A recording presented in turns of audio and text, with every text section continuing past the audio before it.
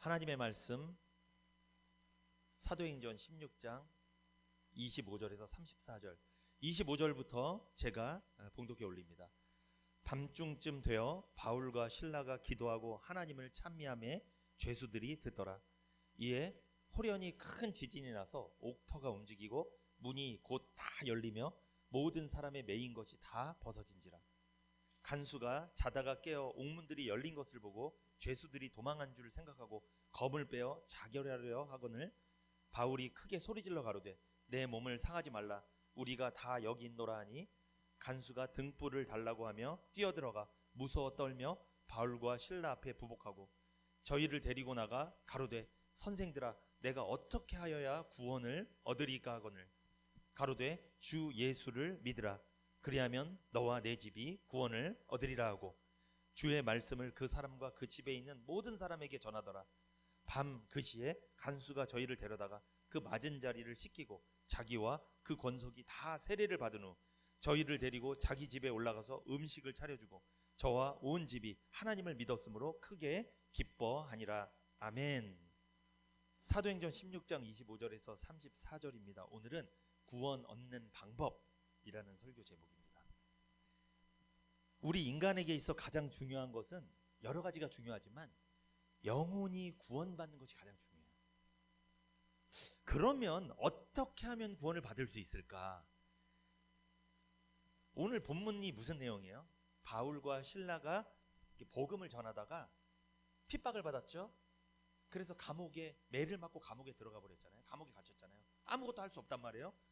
아무것도 할 수 없는 그 칠흑 같은 밤에 감옥에서 바울과 실라는 억울하게 갇힌 거예요. 누구를 뭐 해하고 누구를 괴롭히고 감옥에 들어간 게 아니라 죄를 짓고 감옥에 들어간 게 아니고 뭘 전하다가 복음을 전하다가 억울하게 감옥에 들어갔단 말이에요. 그랬는데 그들이 밤에 뭘 했을까요? 막 원망하고 불평하고 있었을까요? 뭘 했죠? 그들이 찬미를 했죠. 찬미했다는 것은 찬송을 부르고 예배를 드렸다는 거예요. 그 밤에 그 두 사람이 바울과 실라가 감옥에 막 이렇게 다 쇠사슬에 묶여 있는데 여기서 우리가 알 수 있는 게 뭘까요? 내 삶이, 내 인생이, 내 지금 형편이 뭔가 묶여 있다 할지라도 우리는 찬송하며 예배드려야 될 줄 믿습니다. 우리가 해야 될 것은 그것이에요. 아무리 내가 상황이 어려워도 힘들어도 문제가 있어도 이 예배하고 찬송하는 일을 멈추면 안 됩니다. 그랬는데 놀랍게도 감옥에 지진이 일어났죠. 그래서 감옥이 다 무너져 버린 거예요. 죄수들이 다 나오게 됐어요. 그래서 제일 문제가 누구예요 이제? 간수죠. 왜? 간수는 거기서 뭐 하는 사람이에요? 죄수들을 지키는 사람이잖아요. 지킬 수 없게 돼버린 거예요. 감옥이 무너져 버렸으니까 죄수들이 막 탈출하는 거예요. 간수가 이제 나 죽었다. 이 사실을 정부에서 알면 나를 가만히 두지 않을 것이다. 너무 절망했죠 간수는. 그런데 그 간수가 바울과 실라 앞에 와서 이야기를 합니다. 뭐라고 이야기하죠? 제가 어떻게 하면 구원을 얻을 수 있겠습니까? 그런데 잘 보세요. 그 사람은 사실 구원을 받고 싶은 것이 지금 상황이 굉장히 어려워졌잖아요. 상황이 굉장히 어려워진 상황에서 구원을 받고 싶은 거니까 사실 그 사람은 어떤 구원이에요? 이 상황에서 좀 벗어나고 싶은 거예요. 지금 자기가 난처해졌잖아요. 지금 죄수들이 다 탈출했으니까 이 상황에서 벗어나서 다시 옛날처럼 생활을 좀 하고 싶은 거예요. 옛날 간수로 생활을. 그런데 그러니까 그 사람한테, 간수한테는 지금 어떤 어려움이 온 거예요? 삶에서 어려움이 온 거예요. 그런데 바울과 실라는 그에게 무슨 말씀을 전하죠? 복음을 전했죠. 예수님을 전했잖아요. 복음을 전했잖아요. 그래서 그 사람은 처음에 왔을 때 삶의 문제가 어려워서 왔지만 뭘 받게 돼요? 결국 영혼이 구원받는 거예요. 여기서 우리가 알 수 있는 거, 하나님이 어떤 사람을 구원시킬 때는 갑자기 이렇게 막 구원시키는 게 아니에요. 여러분, 그 사람의 삶의 문제를 건드립니다. 삶이 어려워져요. 뭔가 좀 안 풀려. 예를 들어서 몸이 좀 아프거나 일이 좀 안 되거나 괴로워 삶이. 근데 그 사람은요, 기도할 때 하나님, 교회도 나오고 막 나와요. 근데 그 사람 기도할 때는 그 문제만 해결해 달라고 했는데 실제 보니까 그 사람 영적으로 아직 구원이 아닌 거예요. 근데 나중에 보니까 그 사람 영혼을 구원받게 돼요. 결국은 삶의 문제 때문에 교회를 왔는데 받은 건 뭐예요? 영혼이 구원을 받는 거예요. 우리 중에도 그런 분들 많지 않아요, 사실? 여러분도 교회 올 때 뭐 해결받으려고 오셨어요, 처음에? 삶의 문제 때문에 교회를 많이 옵니다. 근데 결국 받아가는 건 뭐예요? 영혼이 구원받는 거예요. 물론 하나님은 삶의 구원의 문제도 해결해 주시기도 합니다. 오늘 간수가 그런 거예요. 그런 상황인 거예요. 삶의 문제 때문에 막 죽으려고 했어요. 검을 빼서 자결하려고 했어요. 왜? 난 이제 죽은 몸이다. 죄수들이 탈출했기 때문에 정부에서 알면 나는 어차피 사형이다. 죽어야 된다. 내가 죽어야지. 바울과 실라가 말렸습니다. 죽지 말라고. 제가 어떻게 하면 구원을 받겠습니까? 바울과 실라가 대답하죠. 주 예수를 믿으라. 그리하면 너와 너의 집이 구원받으나. 너도 구원받고 너의 집도 다 구원받게 될 것이다. 그래서 그때 그 말씀을 듣고 그 간수는 누구를 믿었어요? 주 예수를 믿게 됐습니다. 복음을 듣고 믿음이 생겼어요. 그때 본인도 구원받고 그 가족들도 모두 구원받고 그 가족에 기쁨이 넘쳤다. 세례까지 다 받고 기쁨이 넘쳤다. 이런 이야기입니다. 오늘 본문 내용이 이 이야기예요. 우리 중에요, 여러분 중에도 삶의 문제가 있는 분이 있어요. 하나님이 삶의 문제를 왜 주냐 하면 그분이 만약에 영혼이 구원이 아니라면 그거 구원받게 하려고 삶의 문제를 주는 거예요. 빨리 깨달으면 지혜로운 사람입니다. 그걸 빨리 깨달으면. 그런데 내 영혼이 구원도 안 됐는데 삶의 문제만 계속 해결해달라고 기도했어. 해결이 잘 안 될 겁니다. 그거는. 왜? 내 영혼이 하나님 만나기 전에는요 잘 안 풀려요. 하나님이 뭐가 좀 잘 안 되게 할 때가 있다는 거예요. 그건 이유가 있는 겁니다. 우리가 구원받기 위해서는 3단계 과정이 필요해요. 오늘 이 3단계 과정을 여러분이 들으시고 좀 이해를 하셔야 됩니다. 첫 번째 단계 1단계 한번 같이 읽어보겠습니다. 제 1단계 시작. 구원의 절대적 필요를 느껴야 됩니다. 어떻게 구원받습니까? 그 사람이 구원에 대한 절대적인 필요를 느껴야 한다.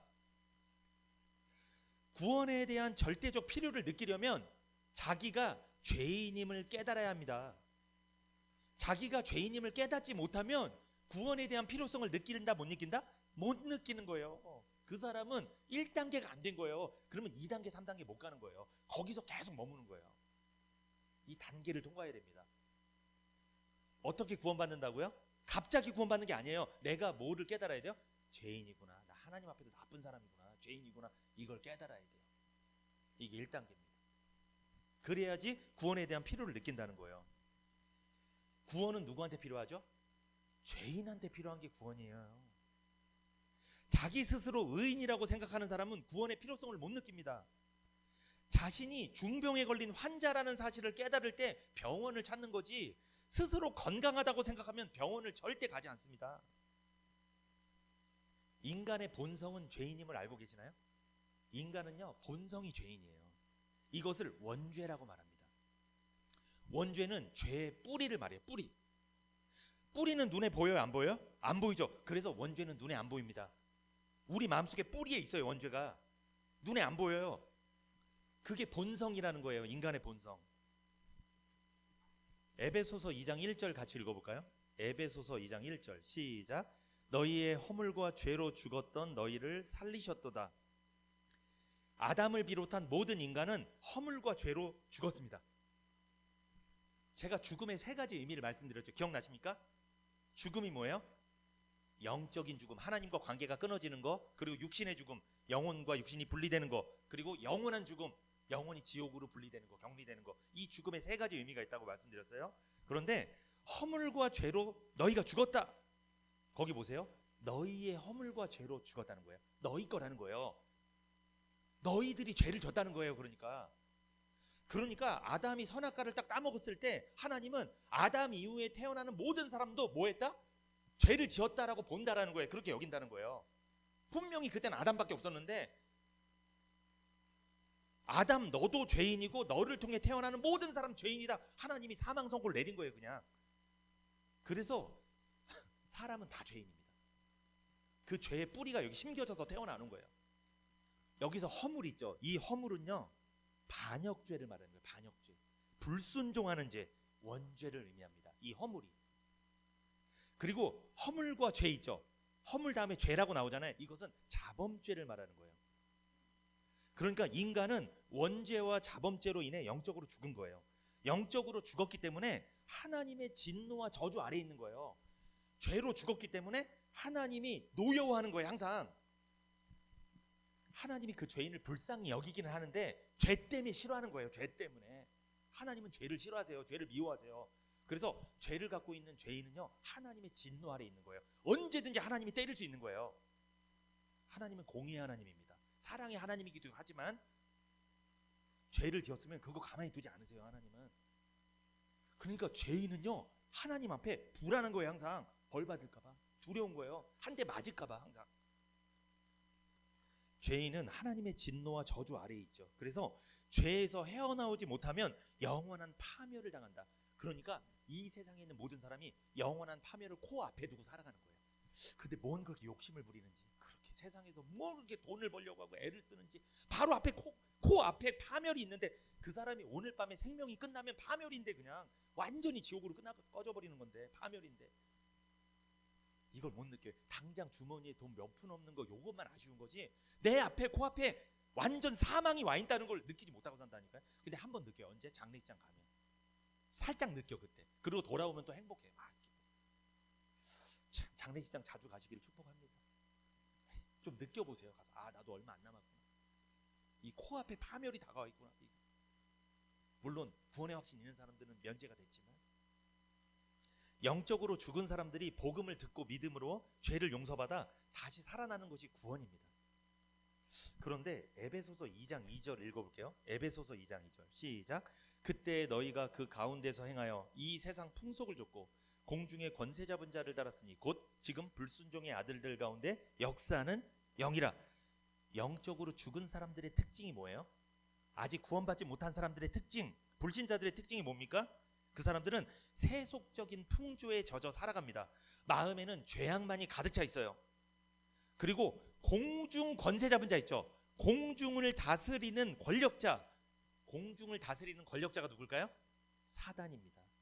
그 사단에게 붙잡혀 그가 시키는 대로 따라하며 조종당하고 있습니다. 사단은 지금도 하나님을 거역하고 불순종하며 주님을 대항하는 자들의 마음속에서 활동을 활발하게 하고 있습니다. 세상의 불신자들 있잖아요. 하나님께 순종해요? 안 해요? 안 하죠? 말씀 좋아해요? 싫어요? 아주 싫어합니다. 근데 그들은 세상의 문화에는 순종합니다. 세상의 풍조에는 따라서 살아요. 거기에는 맞춰서 살아요. 불순종의 아들들입니다. 공중 권세 잡은 자한테 잡혀 있는 거였다. 근데 왜 잡히게 됐을까요? 이유가 있습니다. 창세기 3장 14절 볼까요? 왜 불신자들을 사단이 붙잡고서 다닐까? 왜 지배하고 다닐까? 창세기 3장 14절 읽어봅니다. 시작. 여호와 하나님이 뱀에게 이르시되 내가 이렇게 하였으니 내가 모든 육축과 들의 모든 짐승보다 더욱 저주를 받아 배로 다니고 종신토록 흙을 먹을지니라. 이 말씀은 뱀이 여자를 유혹해서 선악과를 먹게 했잖아요. 유혹했잖아요. 먹은 건 물론 죄지만 유혹을 당한 것도 맞잖아요. 그랬는데 그 여자가 또 남자에게 선악과를 줘서 남자도 먹게 되죠. 결국 하나님이 남자에게 물어봅니다. 넌 선악과를 왜 먹었니? 하나님이 주신 저 여자 때문에 먹었습니다. 여자한테 물어봅니다. 넌 선악과를 왜 먹었니? 저 뱀이 나를 미혹해서 먹게 됐습니다. 결국 하나님은 뱀에게 저주를 내립니다. 이 말씀이 뱀에게 저주를 내린 말씀이에요. 여자를 미혹한 뱀에게 하나님이 저주를 내린 거예요. 그런데 빨간색 글씨 보세요. 종신토록 흙을 먹을지니라. 그죠? 이 종신토록 흙을 먹고 산다. 이것은 뱀은 여러분 여기 나오는 뱀 있죠. 이건 진짜 뱀인데 이것은 사단을 상징해요. 상징하는 의미가 있어요. 사단이에요. 그러니까 한마디로 뱀은 땅을 기어다니잖아요. 진짜 입에 흙이 들어가잖아요. 흙을 먹고 살잖아요. 이것처럼 사단은 너는 흙을 먹고 살 거라는 거예요. 흙은 사람을 만든 재료죠. 사람이 흙으로 만들었잖아요. 그러므로 사단은 죽을 때까지 사람을 먹고 살 것이다 이 뜻이에요. 세상 사람을 먹을 것이다. 다스리고 통치하며 조종하고 살 것이다. 사단에게 졸개들 있죠. 이단 교주들 사람을 먹고 삽니다. 사람 거짓 교리로 미혹해서 그 사람이 갖고 있는 재산이고 몸이고 다 탈취해요. 다 유린해버려요. 착취해버려요.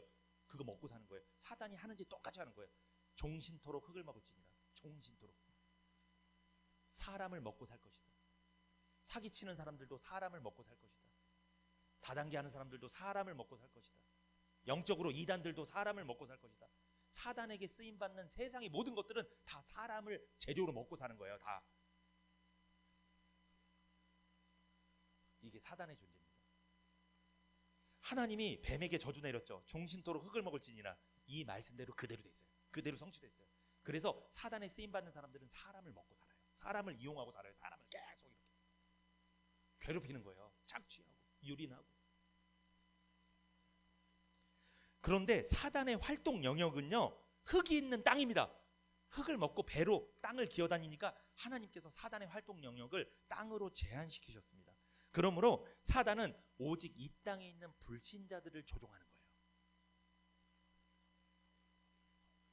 성도들을 조종할 수 없습니다. 사단은 미혹할 수는 있어요. 그러나 조종하지 못해요. 왜? 구원받은 성도는 소속이 어디죠? 땅이 아니라 하늘의 시민권자입니다. 그러므로 하나님께서 종신토록 땅에서 흙을 먹고 살게 했기 때문에 이 땅에다가 뱀, 사단을 가둬놨기 때문에 하늘나라는 건드리지 못해요. 그래서 우리가 한 번 구원받으면 영원히 취소되지 않습니다. 구원은 절대 못 흔드는 거예요. 그러니까 사단이 우리를 흔드는 건 뭐예요? 우리의 삶이나 우리 생각 이런 것만 흔드는 거예요. 우리가 구원받았잖아요. 마음속에 확신이 있잖아요. 믿음이 있잖아요. 요거 못 건드려요. 그래서 정말 구원받은 사람은요, 세상에서 좀 힘들어 삶이, 그래도 언젠가 돌아옵니다. 왜? 회복 능력이 있어요. 이게 마치 스프링처럼 한 번 구원받은 적이 있기 때문에 그게 구원의 감격이 떨어질 수는 있는데 떨어진 거지 없어진 건 아니에요. 그게 또 말씀을 듣고 예배드리고 교제하면 그게 다시 막 살아나. 그러면 그 사람은 이기는 거예요. 세상은. 사단을 이기는 거예요. 또. 근데 구원받은 적이 없는 사람은 회복력이 자체가 없어요. 아예. 그러니까 항상 사단에 끌려다니고 항상 먹히며 사는 거예요. 구원받은 성도는 그 구원이 결코 취소될 수 없습니다. 영원한 거예요. 성도는 이 땅 사람이 아니기 때문에 그래요. 하늘에 소속된 사람이기 때문에 사단이 건드릴 권한이 없습니다. 사단 무서워하지 마세요. 성도 못 이깁니다. 우리 아버지가 하나님인데 어떻게 사단이 이기겠어요, 우리를. 하나님이 사단을 제한을 걸어놨는데 거기서 딱 마치 무서운 강아지를 개장에다 딱 넣어놓은 거예요. 가까이 가면 무섭긴 하죠. 근데 우리를 못 물어요. 개장에 갇혀있기 때문에. 성도들을 사단이 물 수가 없어요.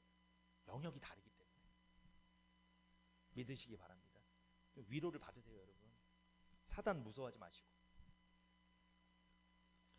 에베소서 2장 3절 한번 읽어볼까요? 시작.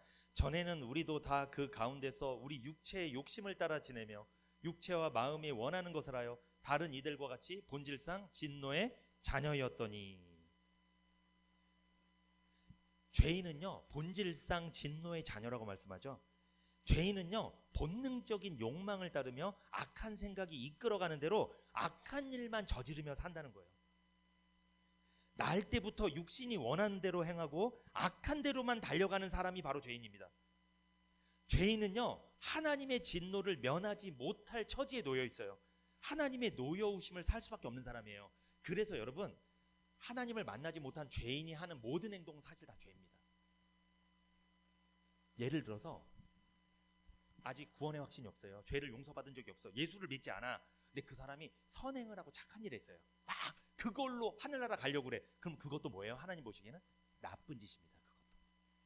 세상 사람들이 보기엔 좋은 일로 보이지만 불순종의 아들들, 진노의 자녀들끼리 보면 그게 아주 좋은 일로 보이는데 하나님의 자녀들, 하나님 입장에서 보면 그런 선행과 착한 일로 하늘나라 가려고 하는 그런 노력들은요, 나쁜 짓이에요. 그 하나님 앞에 죄 짓는 거예요. 시편 51편 5절 볼까요? 같이 읽어볼까요? 시편 51편 5절 시작. 내가 죄악 중에 출생하였으며 모친이 죄 중에 나를 잉태하였나이다.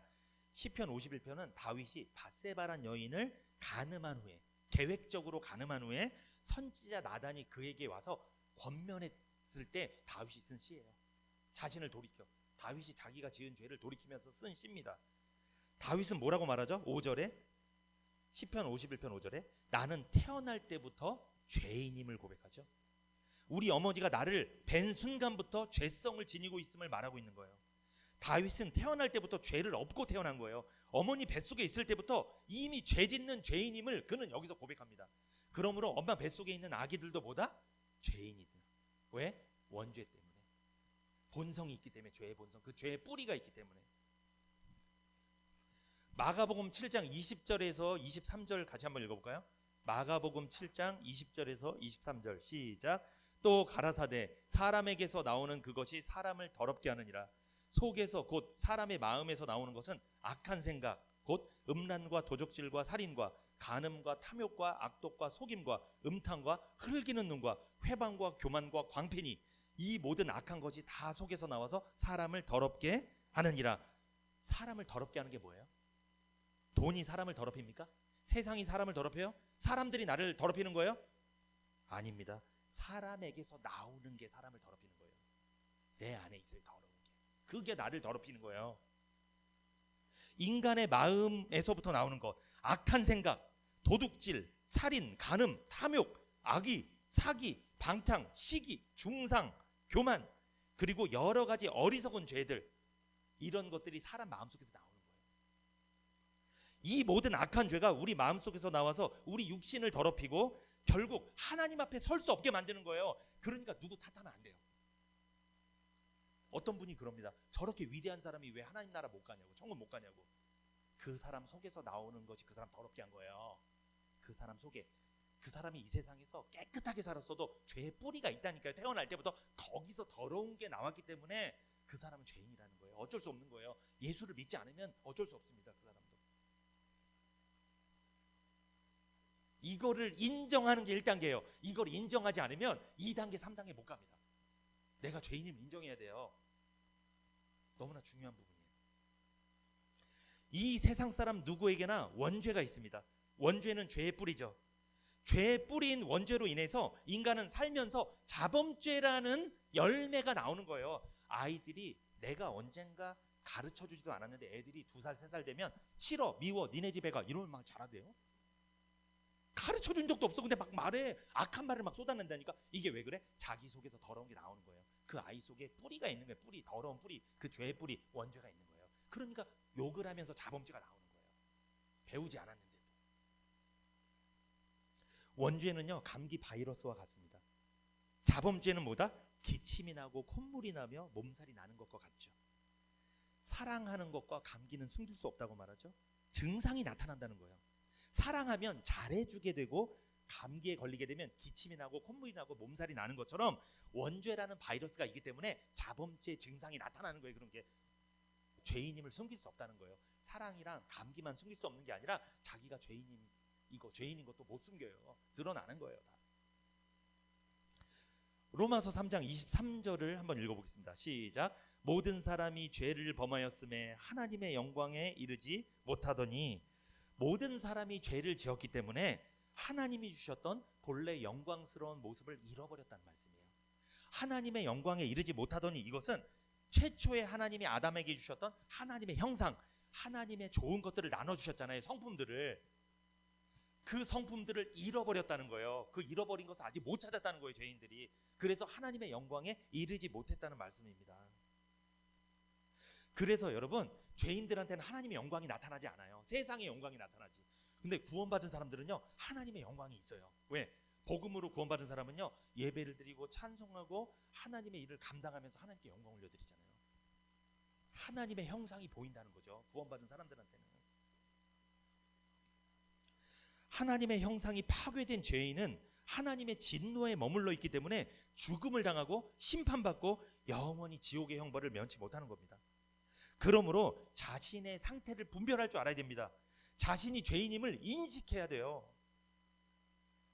잠언서 16장 2절 같이 한번 읽어보겠습니다. 잠언서 16장 2절 시작. 사람의 행위가 자기 보기에는 모두 깨끗하여도 여호와는 심령을 감찰하시느니라. 사람이 하는 일이 자기 눈에는 옳게 보이고 깨끗하게 보여도 여호와께서는 속마음을 헤아리시고 그것이 잘못되었음을 알고 있다. 내가 보기에 옳아 보이고 깨끗해 보이고 이런 거 있잖아요. 그게 가장 더러운 걸지도 몰라요. 내가 보기에 깨끗해 보이고 옳은 것 때문에 저 사람이 얼마나 시험 드는지 몰라요. 얼마나 실망하는지 몰라요. 그러면 그거 잘못된 거예요. 같이 평안한 거예요. 나도 평안하고 저 사람도 평안한 게 복음이에요. 그게 맞는 거예요. 근데 나는 행복한데 저 사람은 힘들어. 뭔가 단단히 잘못된 겁니다. 이거. 잘못된 거예요. 불신자뿐만 아니라 교인들도 자신의 상태를 분별해야 됩니다. 내가 깨끗한 말을 하고 깨끗해 보이는 것처럼 보이지만 나도 틀릴 수 있구나라는 걸 분별할 줄 알아야 돼요. 이거가 분별이 안 되면요, 구원이 오래 걸려요. 그래서 구원받으려면 그 사람은 분별이 안 되니까 내가 죄인임을 인정이 안 된다니까요. 내가 하는 게 다 옳다고 생각이 드니까 어떻게 구원을 받겠어요. 그 사람이 다 옳은데, 다 깨끗하게 보이는데. 내가 뭔가 문제가 있다고 생각해야지 병원에 가서 검진을 받죠. 나는 전혀 이상 없어. 내 몸에 암이 있는데 이상 없대요. 본인은 안 되는 거예요. 그럼 못 고쳐요. 그러면 죽는 거지 뭐. 그럼 결국 분별할 줄 알아야 됩니다. 자기 상태를 분별할 줄 알아야 돼요. 자신의 믿음이 바른 믿음인지 시험해 봐야 돼요. 그래서 우리가 잘 아는 말씀, 고린도후서 13장 5절 읽어봅니다. 시작. 너희가 믿음에 있는가 너희 자신을 시험하고 너희 자신을 확증하라. 예수 그리스도께서 너희 안에 계신 줄을 너희가 스스로 알지 못하느냐. 그렇지 않으면 너희가 버리운 자니라. 이 말씀 잘 아시죠? 바울이 고린도 교인들에게 말씀을 전했는데, 편지를 보냈는데, 그런데 당시 고린도 교인들은요 이런 일들이 일어났어요. 뭐냐면 방언이나 예언이나 환상이나 계시나 기적이나 능력을 체험하는 사람들이 많았어요. 바울이 복음으로 세웠지만 물론 그랬는데 바울이 떠나고 나서 별 환상, 체험, 기적, 이적, 막 계시, 별걸 다 받는 사람들이 많이 나타났어요. 막 방언을 하고 예언을 하고. 그러니까 하나님을 믿고 교회를 다니는 사람들에게 신비한 은사와 능력들이 많이 나타났다는 거예요.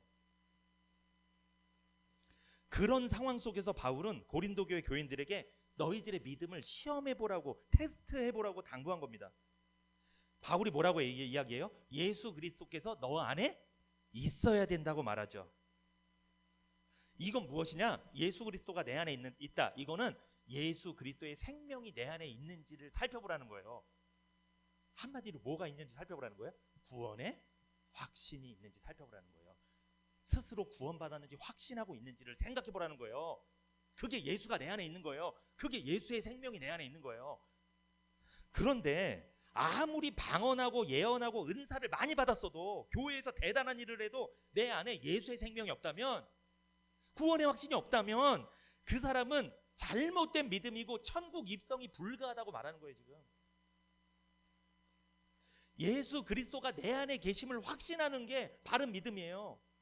그래서 목회자는 성도 안에 예수 그리스도의 생명이 있는지 이걸 점검해 주는 일을 하는 거예요. 그것을 하지 않잖아요. 성도들이 어두워요. 그러면 항상, 여러분 성막에서 제사장들이 항상 그 등에 불이 꺼지지 않도록 점검하는 거 아시죠? 꺼지면 안 돼요. 이게 무슨 뜻이에요? 성도들 마음속에 구원의 불이 타오르고 있어야 돼요. 이게 꺼지면 안 돼요. 물론 한 번 구원의 불이 붙으면 그건 꺼지지 않습니다. 취소되지 않아요. 근데 그 불이 활활 타오르도록 목회자는 계속 복음을 전해서 말씀으로 그 불을 막 활활 타오르게 만들어줘야 되는 거예요.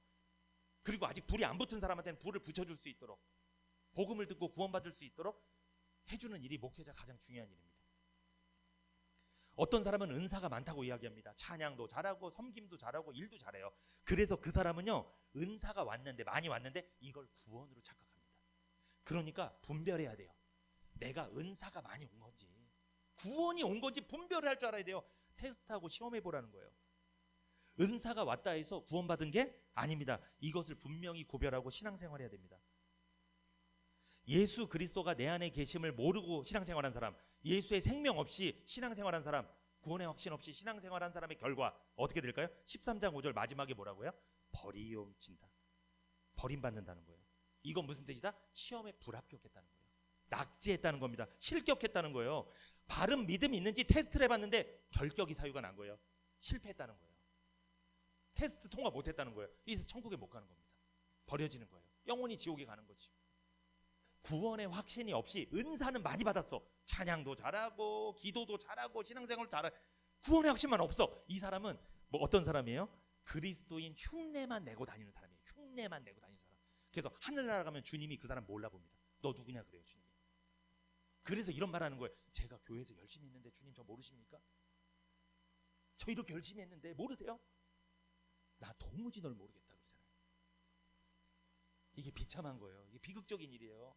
이런 일이 발생하지 않도록 목회자가 계속 점검해 주는 거잖아요. 구원의 필요성도 느끼지 못하고 가만히 있었더니 저절로 구원받는다? 거짓말입니다. 어떤 사람이 어느 날 난 가만히 있는데 갑자기 구원받았어. 이거 믿지 마세요. 그게 아니에요 여러분. 구원받기 전에 어떤 단계가 있다? 죄인임을 인정하는 단계가 있다. 한마디로 내가 나 죄인이구나. 구원이 필요하다.